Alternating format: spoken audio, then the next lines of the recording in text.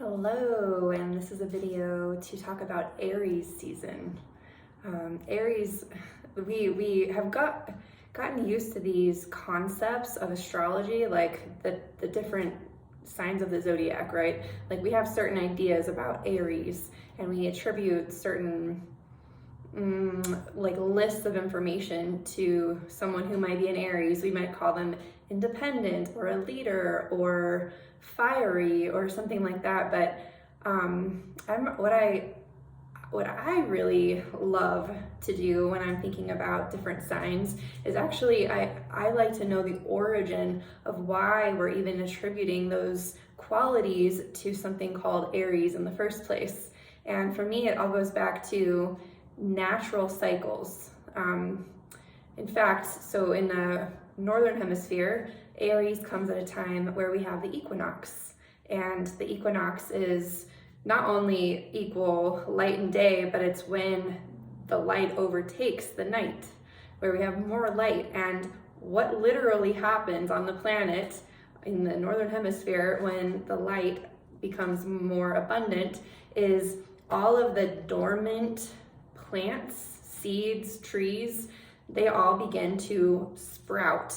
They all, like, we see things bursting out of the earth. We see seeds that have been underground literally doing that, bursting and pushing through the earth and popping out into the soil and announcing itself as new life is here, spring is here. And if you take it even further more elementally, Aries season is characterized by the element of fire. And not only, so is Leo and so is Sagittarius, right? So there are other fire signs in the zodiac, but the specific type of fire that Aries season is, the specific way that this fire moves is called Cardinal Fire. And you can think of that cardinal energy when you think about like the energy it takes for a seed to burst out of the ground.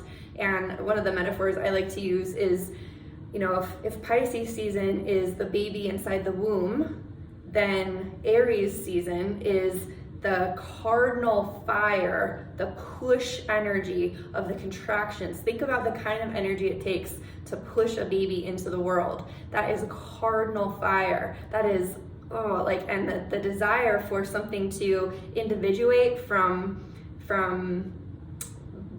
being a part of its mother. They say that contractions are actually stimulated by the hormones of the baby, that the baby's body is what tells the mother's body that it's time for it to come out.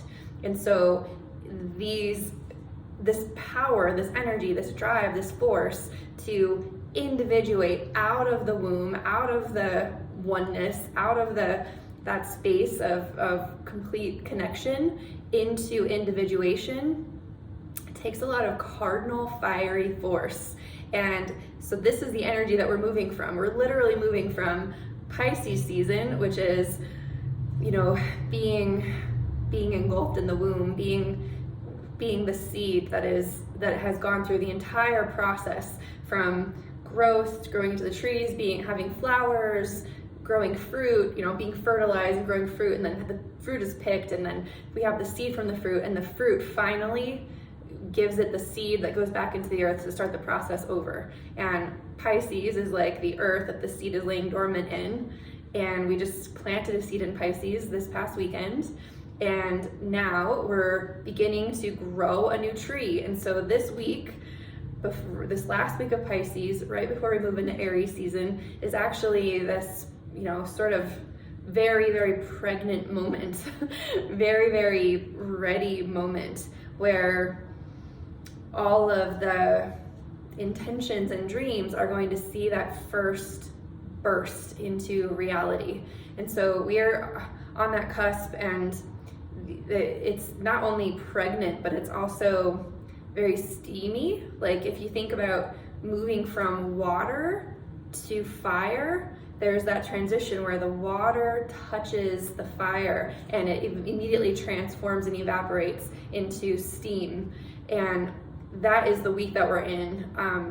Another archetype for this week is the archetype of the King of Cups. At one point, I laid all of the tarot cards on each week of the year, and the way that it unfolded was that this final week of Pisces is actually the culmination of water. It's mutable water that we're in now, mutable, moving, it's the maturing, it's the final phase of the water. It's finally made it back to the sea. And so the King of Cups is the maturing of our emotional body, the maturing, the feeling of finally coming full circle, coming all the way to the end of something, realizing, being able to look back on all the things that came before and having this maturity around our emotions and around our wisdom and around just understanding these life experiences from like a higher perspective, from like this more wise perspective. And so that energy of masculine with water, that fire with water, it really gives to that steam sort of effect. And I don't mean steam as like, ooh, that's, that's steamy. I mean steam is like, wow, all of the water is being burned off, all the fog is being burned off, all of the excess is being, dried, all of that. Like if you can imagine, like some people feel really down and sad or depressed or tired during Pisces season. Imagine that this week, all of that fog is just being lifted. Imagine that you just, drank a whole bunch of coffee or started running on a treadmill or, got outside and like played a sport. It would sort of burn off all of that emotional, Neptunian, watery, sort of dreamy aspect of our lives, and it would start to really like put us into a stage of focus. And that is what is in store for this week. There's still going to be dreamy aspects for sure. There's still going to be Mercury entering into Pisces, so Mercury's moving out of the visionary time, the Aquarian sort of dreaming like into the future kind of time, and it's going to be moving into the Piscean time where it's like, okay, now I'm going to receive information from other sources. I'm going to receive information while I'm running on the treadmill. I'm going to receive information now that I'm clear-headed, now that I'm feeling my consciousness, the sun has now moved into a more like fiery, determined space. I'm going to let my consciousness move to that fiery space, but also allow myself to still be receptive, still read the steam, like still see what is left after all the water has sort of evaporated out. And so yeah, this was going to be a test video. I wasn't even going to keep this video, but then I just started rolling with it. So I'll probably post this video, and my intention is actually I'm going to be making individual videos for each of the signs, so that every person can actually see the specific area of their lives where a lot of this fire, this cardinal, this push, this like I must birth this now, all of that energy, I'm going to kind of talk about where that shows up. But more importantly, what I've learned is, since I personally have Aries energy in my 4th house, many times when Aries season shows up, I take some of the more, some of the shadow aspects of Aries, because I'm not fully experiencing it to its fullest potential, and I end up isolating myself at home during Aries season. So I take the like individuation thing and home, and that turns into reclusive. And it always actually feels like it really stifles that fire ability. It feels like it just sort of like keeps the campfire real tiny. And this year, what I'm consciously doing is I'm actually looking to the opposite side of the polarity, which is Libra, and I actually have Libra in my 10th house. And the 10th house is all about, if home is where you've come from or your origin story, the 10th house is the legacy that you leave. So because of this home origin story, I actually desire to impact and leave a legacy in the world with my gifts, with as a product of my life.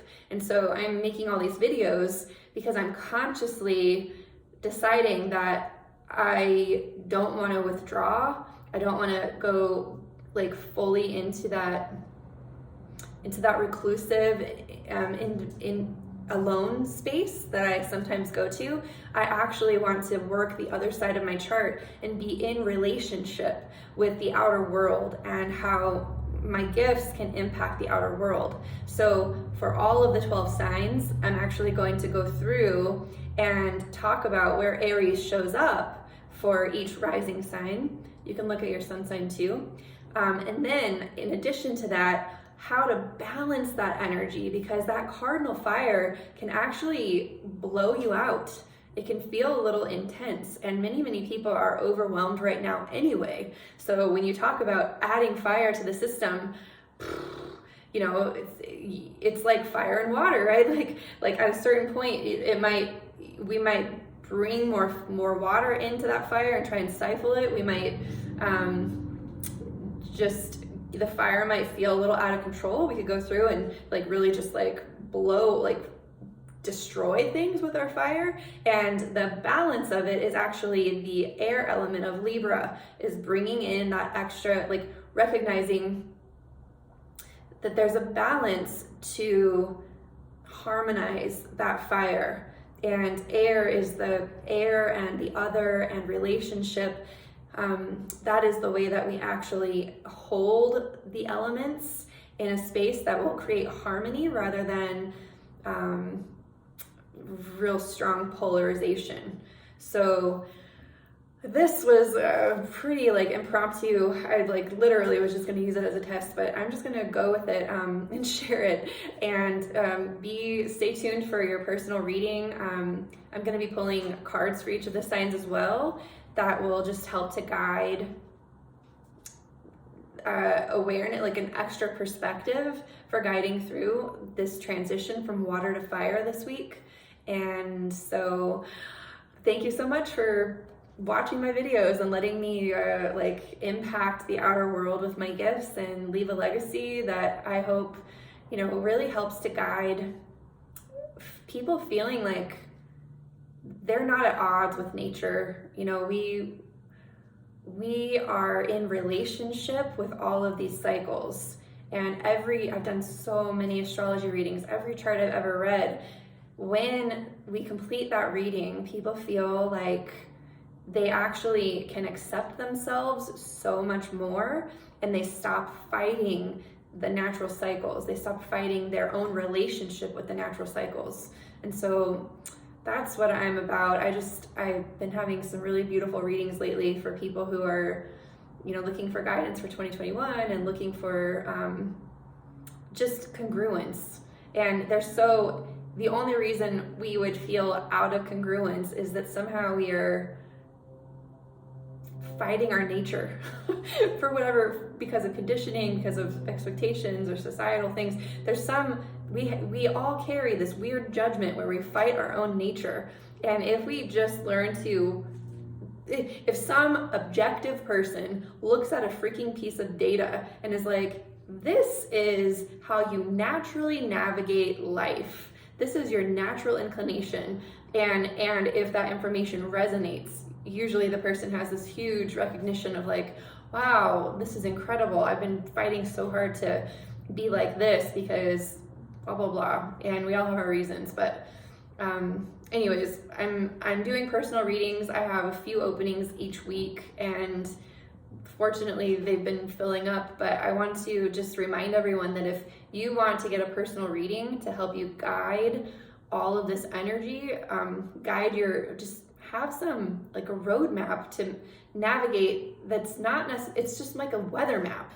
It's like a emotional, psychological weather map. And we all look at the temperature to know how it would be best to dress when we go outside, you know? We all kind of feel the temperature and either put on a jacket or not.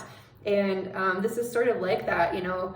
You can actually feel the astrological weather when you know what we're dealing with.